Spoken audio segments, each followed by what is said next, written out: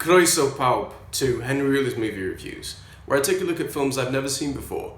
And today, it's time for another National Pride video, as it is St. David's Day, the National Day for Wales. And I'm going to do this in a Welsh accent, so feel free to ridicule me in the comments. Wales is a proud nation of 3 million located west of England, with the capital being Cardiff, which, apart from being the home of Doctor Who, is also the location of the oldest record shop in the world, Spiller's Records, established 1894. Anyway, their official language is Welsh, or Cymraeg, being spoken by roughly 872,000 of its population, and the number keeps growing by the year. Though there are also a couple of thousand speakers in the Patagonia region of Argentina, where Welsh explorers settled over 150 years ago. Wales is one of the 6 Celtic nations, and related to the Rugby Six Nations, of regions and countries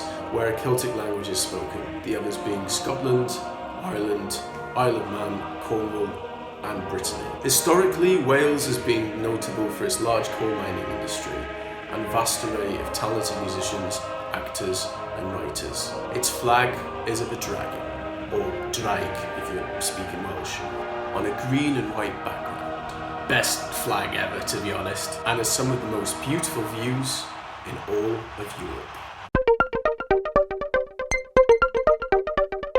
I've picked Hedd Wyn as I have been aware of it for a long time, since it was Oscar nominated for the Best Foreign Language Film, which is unheard of for a film that was made in the UK. It's also one of few films which has got the distinction of being in the Welsh language.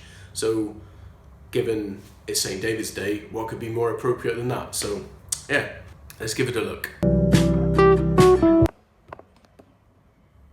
So Hedd Wyn revolves around a young man named Ellis Evans, who, while he's not working on his family's farm or being a total player, Robbie Burns would be proud. He writes poems and submits them into competition under his pen name Hedd Wyn, meaning blessed peace. However, as World War I begins to loom large over the community where he resides, there is more and more pressure on him to enlist in the effort, despite his contempt for the rampant British nationalism and his staunch refusal to kill anyone on top of that. The first thing that sprung out to me was just how televisual it looked, but it was then, after looking it up, it appears it is a TV movie made by S4C, a Welsh language channel in the UK. It does detract from the film a little bit, given the cinematography is pretty basic as a result, though it does change when you get to Passchendaele,